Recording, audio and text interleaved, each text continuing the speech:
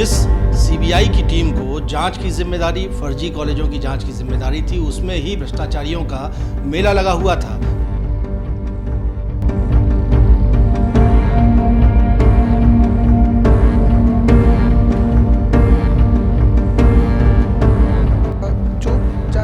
आरोपित अधिकारियों द्वारा की गई थी और इनकी टीमों द्वारा की गई थी और हाईकोर्ट में जो रिपोर्ट पेश की गई थी उन सभी कॉलेजों की रिपोर्ट को अमान्य कर दिया जाए और उनको नए सिरे से जांच में शामिल किया जाए। में छात्रों के 4 वर्ष इसमें खराब हुए हैं। छात्रों को उन कॉलेजों के विरुद्ध भी एक्शन लेना चाहिए जिन्होंने उनका 4 साल खराब कर दिए।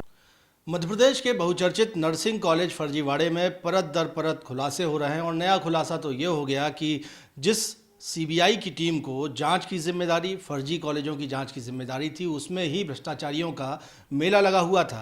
दिल्ली सीबीआई की टीम ने मध्य प्रदेश सीबीआई के अधिकारियों की गिरफ्तारियां की हैं और उसके बाद अब देखना होगा कि हाईकोर्ट में ये मसला किस तरह से आएगा, चूँकि हाईकोर्ट के निर्देश पर ही सीबीआई की जांच हुई थी, उसके आधार पर ही सूटेबल कॉलेजेस की लिस्ट जारी हुई थी और फिर कॉलेज में हरी झंडी मिली थी उन्हें और वहाँ पर परीक्षाएं भी हुई थी। अब हाईकोर्ट में क्या कुछ होने वाला है, हमारे साथ इस वक्त विशाल बघेल हैं जो इस मामले के न सिर्फ याचिकाकर्ता हैं बल्कि एडवोकेट भी हैं।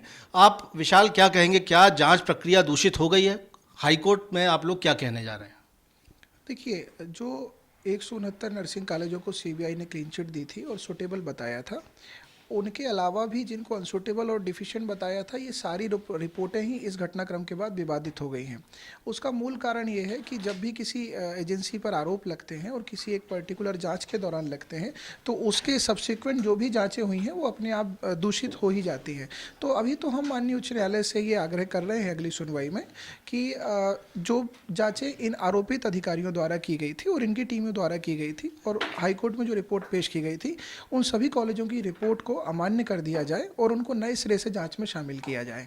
अभी हमारा स्टैंड यही है। तो ऐसे में जो परीक्षाएं हुई सूटेबल कॉलेजेस की, वो भी सवालों के दायरे में? परीक्षाएं तो पहले से ही इस याचिका के अंतिम निर्णय के अधीन है, तो वो तो स्वतः प्रभावित होंगी, उनके परीक्षा फल प्रभावित होंगे। कॉलेज की मान्यता और संबद्धता से ही बच्चे का परीक्षा और परीक्षा फल मायने रखता है, लेकिन जब संबद्धता ही नहीं रह जाएगी, मान्यता ही नहीं रह जाएगी, तो फिर बच्चे का परीक्षा फल तो प्रभावित होगा ही। इसमें पूरे प्रकरण को अगर विशाल हम देखते हैं तो नर्सिंग जो स्टूडेंट्स हैं कहीं गेहूं के साथ घुन की तरह पिसे हैं। क्या आप लोगों का प्रयास होगा इसमें हाईकोर्ट के सामने? छात्रों की जहाँ तक बात है तो वाकई में छात्रों के 4 वर्ष इसमें खराब हुए हैं। छात्रों को उन कॉलेजों के विरुद्ध भी एक्शन लेना चाहिए जिन्होंने उनका 4 साल खराब कर दिए, फर्जी कॉलेजों में उनको एडमिशन देकर, गड़बड़ मामलों में उनको फंसाकर। इन बच्चों के साथ हमारी इतनी संवेदना है कि माननीय उच्च न्यायालय जो भी इनके लिए कर पा रहा है हम उसमें सहयोग कर रहे हैं।